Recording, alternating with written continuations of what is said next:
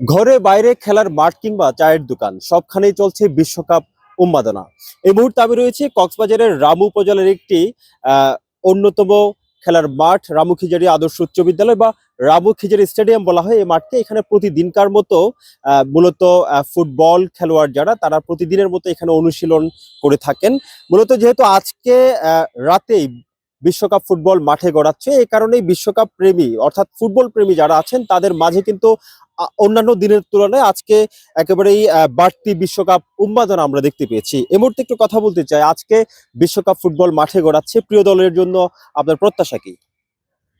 ধন্যবাদ এটি নিউজকে। আসলে 4 বছর পর আবারও আমরা বিশ্বকাপ ফুটবলের আজকে জমকালো উদ্বোধন হবে এবং এই প্রথম তিনটি দেশের আকাশে মাটিতে আসলে বিশ্বকাপ উন্মাদনা হচ্ছে, অন্যরকম রোমাঞ্চ। এবং এবার হচ্ছে 48টি দেশ এই আপনি কোন দল? মহাযজ্ঞে অংশ নিচ্ছে। আমি আসলে বরাবরের মধ্যে আমি আর্জেন্টিনার সমর্থক। আমি আসলে এক নীতির মানুষ, কখনো আমি আর্জেন্টিনা থেকে বিচ্যুত হয়নি। আমি ম্যারাডোনার খেলা দেখেছিলাম, সেই থেকে আমি তার আর্জেন্টিনার প্রতি একজন অনুরাগ, অন্ধ সমর্থক বলা চলে। তো আসলে এবারও আমি মনে করি আর্জেন্টিনা বর্তমান চ্যাম্পিয়ন, আবারও চ্যাম্পিয়ন জয়ের মালা আর্জেন্টিনা নিশ্চয় ছিনিয়ে নেবে, সেই প্রত্যাশা আমি করছি। ধন্যবাদ। আপনি যদি কিছু যোগ করতেন। হ্যাঁ, ধন্যবাদ। ফুটবল মানে আনন্দ, ফুটবল মানে গণজোয়ার। এই গণজোয়ার সৃষ্টি হয় যখন আমাদের 4 বছর পর অন্তর অন্তর ফুটবল বিশ্বকাপ উন্মোচন হয়। তখন আমরা সবাই সমর্থন নিয়ে উল্লাসিত করি, সারা বাংলাদেশ সারা ওয়ার্ল্ডের মধ্যে আমরা উল্লাস করি।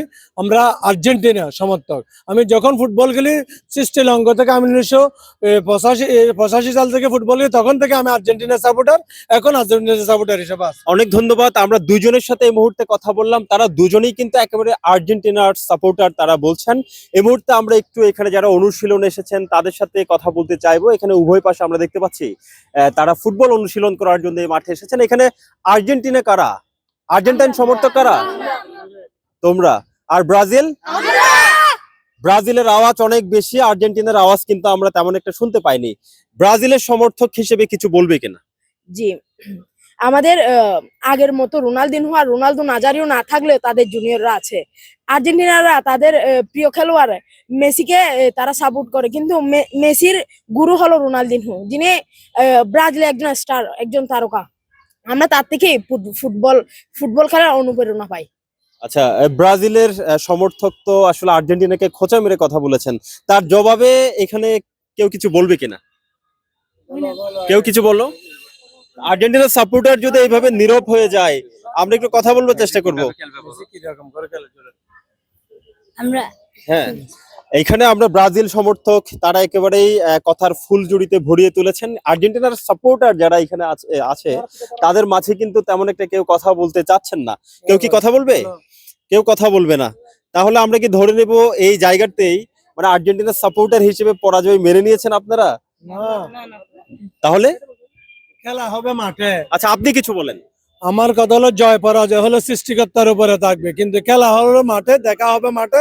সুন্দর খেলা উপহার দিয়ে জয় চিনিয়ে নেবেন। মেসির কাছে প্রত্যাশা কি এবার? মেসির ইনশাআল্লাহ, এটা ওয়ার্ল্ড রেকর্ড তো আছে এবং প্লাস হবে বর্তমানে। বাংলাদেশে চিরপ্রতিদ্বন্দ্বী ব্রাজিল এবং আর্জেন্টিনার সমর্থক যারা তাদের মাঝে কিন্তু আমরা প্রতি মুহূর্তে সারা দেশের বিভিন্ন জায়গায় দেখতে পাচ্ছি একেবারে কথার তর্ক বিতর্ক, কথার লড়াই চলছে।